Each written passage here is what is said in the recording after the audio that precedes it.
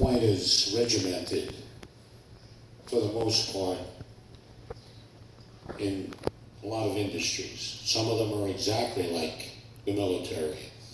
You know, you don't question anything, you do what you're told. You know, there's a reason for us telling you what you need to know.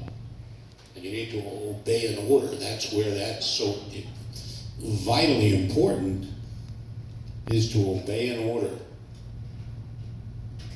When you disregard an order, it's like throwing a screwdriver or something into the gears and it stops everything.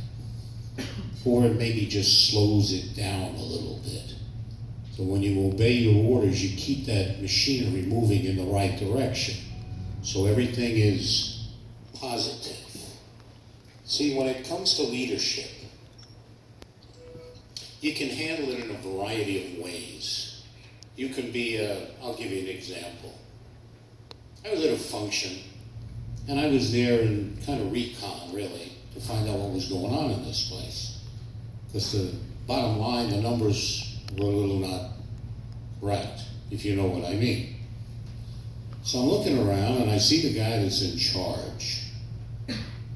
And the way he's directing and talking to his people is ludicrous. For example, come over here. Get in there and go over the oven and take care of that and hurry up. How'd you like to work for a guy like that? See, I said to this guy, I says, hey, let me ask you something. I said, did you ever train a puppy? You know how you train a puppy? That's how you're supposed to work with your help. That's leadership. See, leadership comes in a variety of dimensions. And I'll tell you, one of the things about leadership that you absolutely have to be certain about, if you're the leader, recognize the fact that you're not number one. Everybody else is. See, when you take that approach, it's a multifaceted dimension. You can think about it, or you can do it and stay on the same page.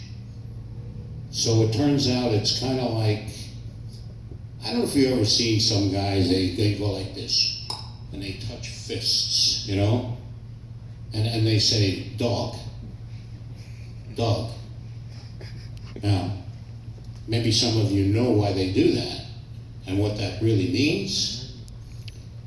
Well, essentially, it's kind of like this. You can beat up a dog if you're that stupid. And this dog will still come back and lick your face. See, that's the relevance, kind of like, I love you, no matter what. No matter what. See, that's the ingredient. If you try to start treating people like that, leadership comes natural. It's just you get cooperation, see? Sometimes in law enforcement, they'll be either interrogating or just questioning a perp. And I had the pleasure of dining with a couple of police chiefs and their lieutenants. And during the conversation, you know, I mentioned to them that I don't believe in punishment. See, I find it to be a very negative force and ingredient, you see. It doesn't pay any dividends. It just creates bad feelings, and it kind of, not necessarily harbors, but it kind of reinforces violence, you see. So I said, you know, we've been kicking the can down the road for a long time. We put people in a cell, and we leave them there for a while. And then when we let them out, we expect that some miraculous change took place. And the recidivism rate shows the fact that it doesn't work. I said, my idea is when you're interrogating a perp, look, you guys, you know when they're lying, right? Well, yeah. I said, well, that's the time when you say, well, hey, listen, let me ask you something. What is it you were trying to accomplish? Because, we could probably help you do whatever it is you were trying to achieve without having to do what you did. And, try to, everything is psychological. That's what leadership basically is all about. You see, dealing with people, I'm what you call a facilitator. And oftentimes, my job is to make a deal and put a deal together. And what happens in the process is I start out generally, if it's just a couple of people that I'm dealing with as opposed to a group maybe the size of you guys, that's when it becomes a little more difficult. Then they have to segment you. I take maybe a table at a time and talk to you and find out what's on your mind. But generally, all I just say, especially if it's just two guys trying to put something together that they ran into a roadblock, I say, what do you want? Tell me what you want.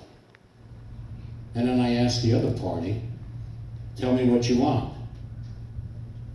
See, now I know what they want. Now it's easy. I get them both in a room and we start talking because I already know both sides of the story. And it's real easy then, and it's so much fun to make some of these deals. And at the end, they say, well, thank you. I said, hey, look, guys, my job is just make sure everybody's happy. I said, in all my endeavors, what I do is I use what we call the four-way test. And this is something that could be a rule and guide for whenever you involve yourself in really anything. See? And number one, and this is paramount, is it the truth? Gotta be the truth. You see, it hurts both sides when you don't tell the truth. And it'll always come back to bite you in the end, and you'll regret the day that you ever uttered a word that wasn't the truth.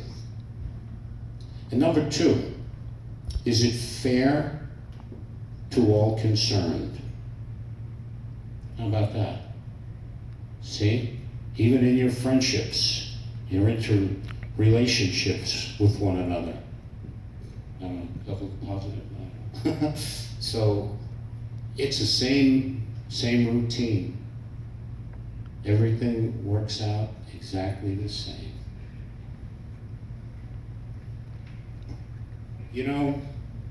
There was a quote here I wanted to read to you, and it was about courage. And courage and fear, they're companions. See?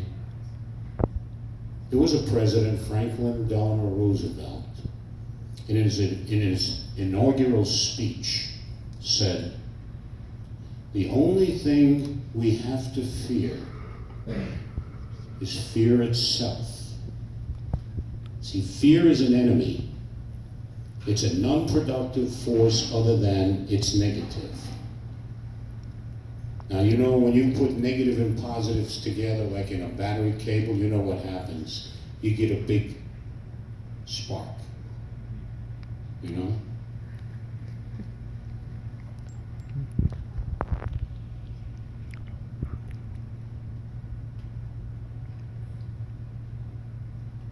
And what Aristotle said,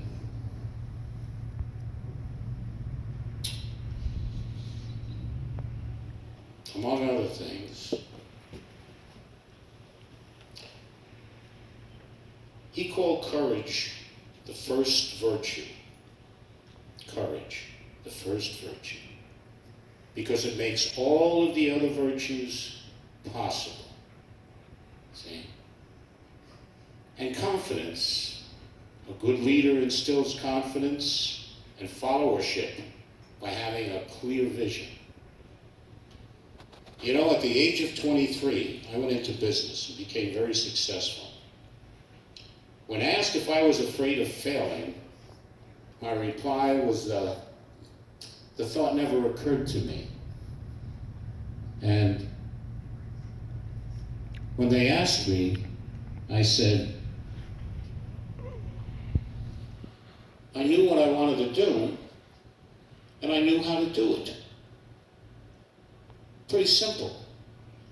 And you know, in doing what I do, that's all it ever amounts to.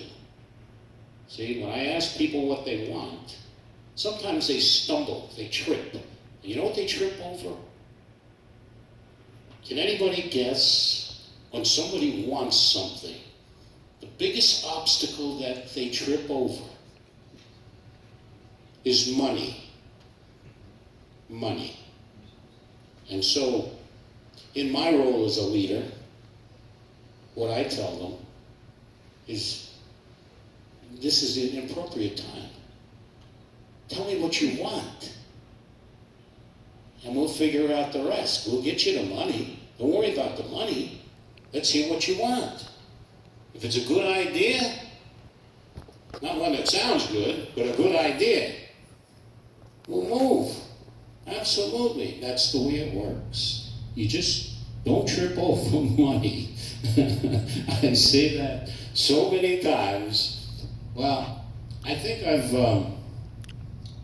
reached the point where this speech that I had, it says that, you know, when you are really involved in leadership, it's kind of like a ride. And I put down here, when you can enjoy the ride, you'll be amazed at what you can learn. And that was what followed. What did I write here?